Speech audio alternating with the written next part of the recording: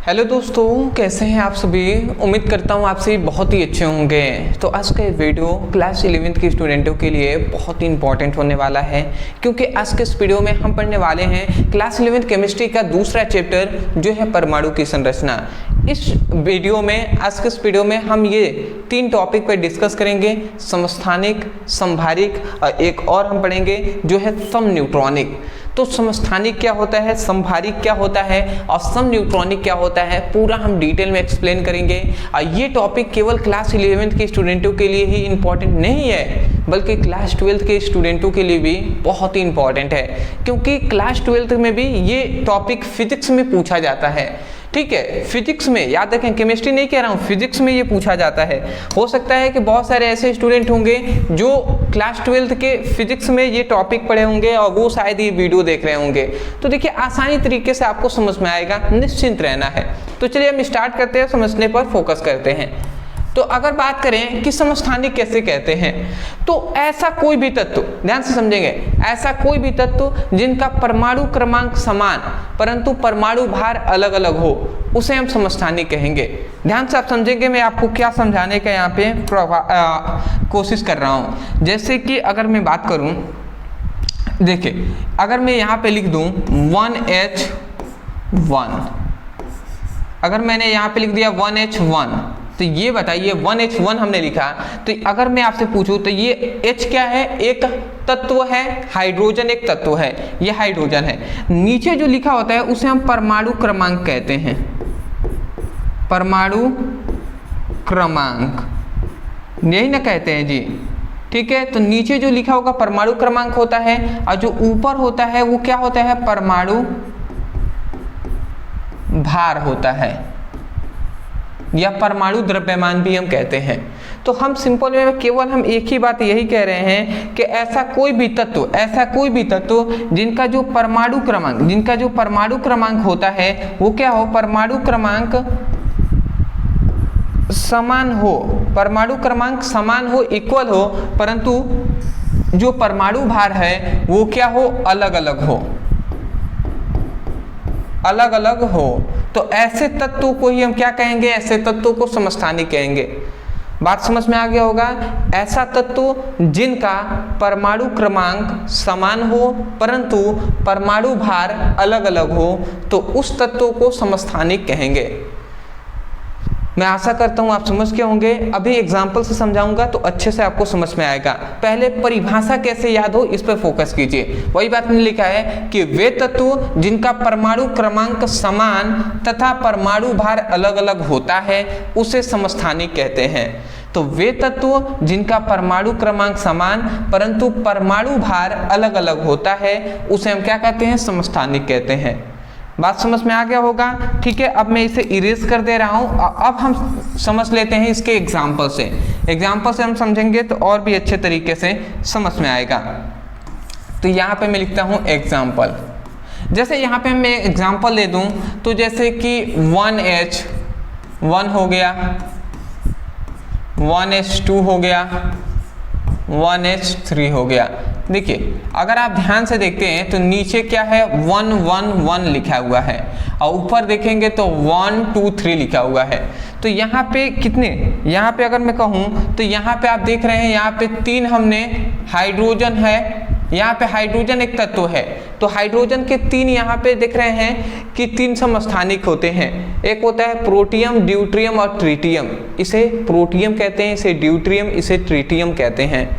आप अगर देखें ये हाइड्रोजन के एक हमने एग्जाम्पल लिया है। तो देखिए हमने कहा था ना कि ऐसा तत्व जिनका परमाणु क्रमांक समान होता है। देखिए नीचे वाला परमाणु क्रमांक है, देख रहे हैं, इसका भी एक है, इसका भी एक, इसका भी एक। तो परमाणु क्रमांक तो समान है परंतु परमाणु भार अलग अलग है। जैसे इसका 1 है, इसका 2 है, इसका 3 है। तो ऐसा तत्व जिनका परमाणु क्रमांक समान परंतु परमाणु भार अलग अलग होता है समस्थानिक कहते हैं। मैं आशा करता हूँ आप समझ के होंगे। दूसरा, अगर एक और एग्जांपल से मैं बताऊं तो जैसे कि कार्बन 612, कार्बन 613, कार्बन 614। तो अगर आप यहाँ पे देखते हैं तो कार्बन 6 12 6 13 और 6 14, तो यहाँ पे अगर आप देखें तो परमाणु क्रमांक समान परंतु परमाणु भार अलग अलग होता है, तो उसे हम क्या कहते हैं, समस्थानिक कहते हैं। समस्थानिक का परिभाषा दोनों एग्जाम्पल आपको समझ में आ गए होंगे। ये गोला मैंने किया है तो आपको नहीं करना है, मैंने समझाने के तौर पे आपको कर दिया है, ठीक है ना। चलिए अब हम आगे बढ़ते हैं, आते हैं समभारिक पे। समस्थानिक जान लिया, समभारिक तो देखिए समभारिक में जस्ट अपोजिट होता है। इसमें ये होता है, हम इतनी बात जानते हैं कि ये वाला क्या है, हम इतनी बात जानते हैं जो ऊपर है ये परमाणु भार है, ठीक है, ये क्या है, परमाणु भार है, और नीचे वाला क्या है, परमाणु क्रमांक है, ये बात हम जानते हैं। तो अब देखिए, अब हम बात करें समभारिक पर, तो समभारिक में ये होता है ना कि जो परमाणु भार है ये क्या होता है, ये समान होता है, परंतु परमाणु क्रमांक क्या होता है, अलग अलग होता है। तो ऐसा तत्व, आप ध्यान से समझेंगे, ऐसा तत्व जिनका परमाणु भार समान परंतु परमाणु क्रमांक अलग अलग होता है, तो ऐसे तत्वों को हम समभारिक कहते हैं। बात आप समझ गए होंगे, अभी एग्जाम्पल से मैं आपको समझाऊंगा, ठीक है। फिलहाल आप इतनी बात आप याद रखेंगे। देखिए वही बात हमने लिखा है कि ऐसा तत्व जिनका परमाणु भार समान परंतु परमाणु क्रमांक अलग अलग होता है उसे हम समभारिक कहते हैं। समभारिक और समन्यूट्रॉनिक में अंतर यह है कि इसमें परमाणु क्रमांक, इसमें अगर आप देखते हैं तो इसमें परमाणु क्रमांक समान होता है, परंतु समभारिक में क्या होता है कि परमाणु भार जो होता है वो समान होता है। समझ रहे हैं, परमाणु क्रमांक किसमें समान होगा, परमाणु भार अलग अलग होगा, परंतु समभारिक में क्या होगा, परमाणु भार समान होगा परंतु परमाणु क्रमांक अलग अलग होगा। तो वही बात कहा जा रहा है कि ऐसा तत्व या वे तत्व जिनका परमाणु भार समान परंतु परमाणु क्रमांक अलग अलग होता है उसे हम समभारिक कहते हैं। समझ गए होंगे आप, ठीक है। अगर मैं इस पर बात करूं तो क्लोरीन, एग्जाम्पल में दे रहा हूं, क्लोरीन 1740,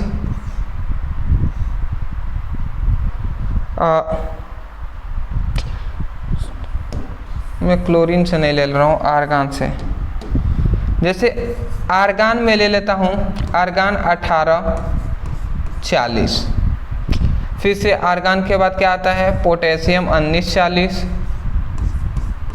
और फिर से कैल्शियम 20 और 40। तो अगर आप यहाँ पे देखें तो यहाँ पे हमने एग्जाम्पल ये लिया हुआ है, यहाँ पे हमने क्या लिया है, यहाँ पे हमने एग्जाम्पल ये लिया हुआ है, फर्स्ट सेकेंड और थर्ड। यहाँ पे 3 आपको तत्व दिखाई दे रहे हैं, आर्गान, पोटेशियम और कैल्शियम।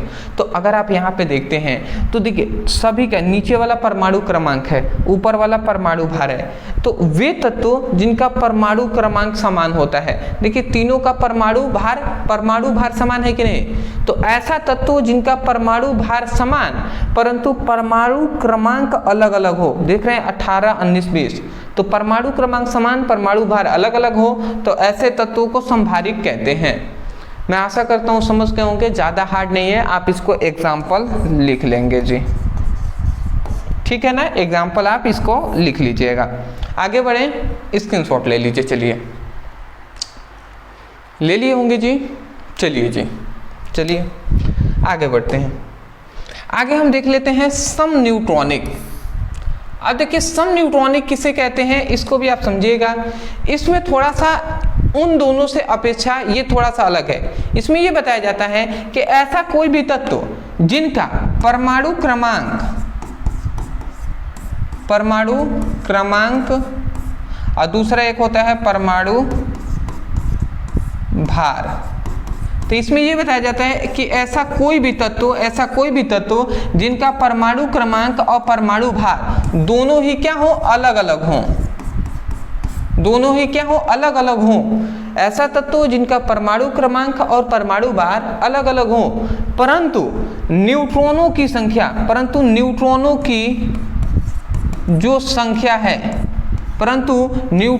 जो संख्या है वो समान होनी चाहिए। वो क्या होनी चाहिए, वो समान होनी चाहिए। तो ऐसे तत्वों को हम समन्यूट्रॉनिक कहेंगे। बात आप समझने का प्रयास करेंगे तो आपको समझ में आ जाएगा। मैं अभी आपको समझा नहीं रहा हूं, मैं आपको परिभाषा याद करा रहा हूं। इस तरीके से मैं ऐसे ही परिभाषा याद कराने का प्रयास करता हूं। तो आप परिभाषा क्या कहेंगे? वे तत्व जिनका परमाणु क्रमांक तथा परमाणु भार अलग अलग हो परंतु न्यूट्रॉनों की संख्या समान होता है, तो ऐसे को हम क्या कहते हैं? तो उसे ही हम समन्यूट्रॉनिक कहते हैं।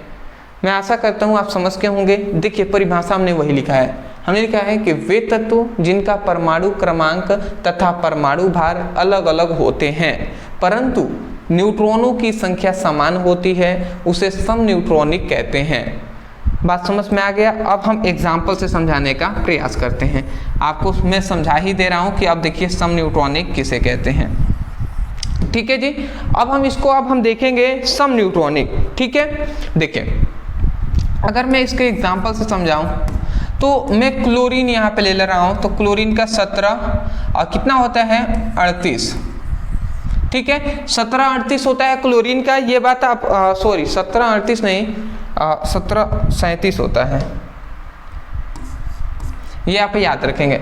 देखिए क्लोरीन एक क्या है? क्लोरीन का एक समस्थानिक है। ठीक है, समस्थानिक मतलब आप इससे कंफ्यूज नहीं होंगे। आप कहेंगे सर क्लोरीन का तो 17 और 35.5 होता है परमाणु भार। देखिए क्लोरीन एक समस्थानिक है और समस्थानिक में 3 होते हैं ना। देखिए क्लोरीन का अगर मैं यहाँ पे बात करूँ, देखिए यहाँ पे अगर देखें तो हाइड्रोजन के 3 परमाणु भार आ गए, 1 2 3। अगर आपसे कोई कह दे कि हाइड्रोजन का परमाणु भार 1 होता है तो आपको ये पता होना चाहिए कि हाइड्रोजन का परमाणु भार तो 1 होता है परंतु इसके 3 समस्थानिक होते हैं। अगर हम दूसरे समस्थानिक को देखें तो उसमें परमाणु भार 2 होता है और तीसरे अगर समस्थानिक को देखें ट्रिटियम को तो उसमें परमाणु भार 3 होता है। तो उसी प्रकार जो क्लोरीन है ना, तो क्लोरीन का भी समस्थानिक एक ये भी है, एक ये भी है 17-37। तो यही बात है, इससे आपको कंफ्यूज नहीं होना है। तो क्लोरीन 17-37 हो गया। ठीक है, क्लोरीन के बाद आर्गान 18-38 हो गया और पोटेशियम जो कि 19 और 39। तो देखिए यहाँ पे हमने क्या लिया है? यहाँ पे हमने 3 यहाँ पे तत्व हमने ले लिया है। अब देखिए अगर आपको यहाँ पे सबसे पहली बात कहा गया कि वे तत्व जिनका परमाणु क्रमांक और परमाणु भार क्या हो? अलग अलग हो। अगर आप यहाँ पे देखते हैं, अगर आप यहाँ पर देखें तो ये बताइए परमाणु क्रमांक अलग है कि नहीं? ये देखिए इसका 17 है, इसका 18 है, इसका 19 है। तो वे तत्व जिनका परमाणु क्रमांक अलग अलग हो और परमाणु भार भी अलग हो। देखिए इसका 37 है, इसका 38 है, इनका 39 है। तो हमें इससे स्पष्ट हो गया कि ये सभी तो तत्व हैं, इनका परमाणु क्रमांक और परमाणु भार अलग हैं। परंतु यहाँ पे एक और चीज कहा जा रहा है कि न्यूट्रॉनों की संख्या समान होनी चाहिए। अब आता है कि न्यूट्रॉन क्या है, न्यूट्रॉनों की संख्या पता कैसे करेंगे? तो आप ये फॉर्मूला याद रखेंगे। क्या याद रखेंगे? कि न्यूट्रॉनों की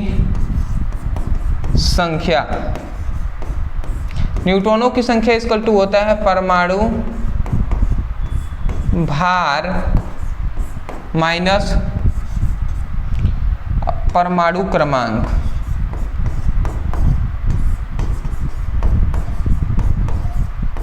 ठीक है ना जी? तो ये आप फॉर्मूला याद रखेंगे। मैं आशा करता हूं कि आप ये फॉर्मूला भूलेंगे नहीं, आप याद रखेंगे। न्यूट्रॉनों की संख्या इक्वल टू होता है परमाणु भार माइनस परमाणु क्रमांक। अब इस तरीके से हम पता लगा लेते हैं कि इन तीनों तत्वों में न्यूट्रॉनों की संख्या इक्वल तो है, तभी तो हमारा सही होगा ना। तो अब देखते हैं, तो अगर इसका निकालें तो न्यूट्रॉनों की संख्या, मान लेते हैं क्लोरीन का न्यूट्रॉनों की संख्या हम निकाल रहे हैं, तो परमाणु भार इसका कितना है? 37 है और परमाणु क्रमांक 17 है। 37 में से यदि 17 को हम घटा देते हैं परमाणु भार में से परमाणु क्रमांक को, तो क्या आता है? इसका आ जाएगा 20 आएगा कि नहीं? मतलब न्यूट्रॉनों की संख्या 20 हो गया, किसमें? क्लोरीन में। अब देख लेते हैं आर्गान का, तो यदि आर्गान के न्यूट्रॉनों की संख्या निकालें तो परमाणु भार है 38 और माइनस 18, तो इसका भी 20 ही आ जाएगा। यदि हम पोटेशियम का निकालते हैं तो इसका 39 माइनस 19 इक्वल टू 20। तो अगर हम यहाँ पे तीनों में देख रहे हैं तो न्यूट्रॉनों की संख्या तीनों में क्या आ रही है, 20 20 20 आ रहा है। तो वही कहा जा रहा है कि ऐसा तत्व जिनका परमाणु क्रमांक तथा परमाणु भार अलग अलग हों परंतु न्यूट्रॉनों की संख्या समान हो, उसे हम समन्यूट्रॉनिक कहते हैं। तो मैं आशा करता हूं दोस्तों आप समझ गए होंगे। पहले आप स्क्रीनशॉट ले लीजिए, ले लिए होंगे जी। चलिए, तो आज का फिलहाल आज का ये वीडियो हम यहीं पर समाप्त करते हैं, जो कि बहुत ही इंपॉर्टेंट मैं टॉपिक ये कह सकता हूँ, जो कि आपको आज के इस वीडियो में क्लियर हो गया होगा। मैंने अपनी तरफ से पूरी कोशिश किया है कि आपको आसानी तरीके से समझ में आ जाए। मैं आपसे केवल एक ही चीज़ कहूँगा, यदि आपको समझ में आया है तब जाकर वीडियो को लाइक करके चैनल को सब्सक्राइब कर दीजिएगा, क्योंकि आपकी सपोर्ट की बहुत ज़्यादा ज़रूरत है। और यदि आप सपोर्ट नहीं करेंगे तो कौन करेगा, सपोर्ट कर लीजिएगा। दूसरी बात ये भी है आपके लिए इम्पॉर्टेंट, यदि आप क्लास 11th फिजिक्स और केमिस्ट्री का चैप्टर वाइज पढ़ाई करना चाहते हैं तो डिस्क्रिप्शन बॉक्स में फिजिक्स और केमिस्ट्री दोनों का लिंक मिल जाएगा, तो आप वहाँ से क्लिक करके अपनी चैप्टर वाइज पढ़ाई कर सकते हैं। कोई टॉपिक है जो आपको समझ में नहीं आता, जैसे मान लेते हैं समस्थानिक ही समझ में नहीं आ रहा है, तो आप केवल यूट्यूब पे लिखिएगा समस्थानिक ब्रदर सर, इतना लिखकर आप कोई भी टॉपिक सर्च करेंगे तो आपको वीडियो मिल जाएगा, और इस तरीके से यूट्यूब पर आप वीडियो मिलेगा तो वहाँ से पढ़ाई कर सकते हैं। तो चलिए दोस्तों, आज के लिए इतना ही, मिलते एक नए टॉपिक के साथ, तब तक के लिए धन्यवाद।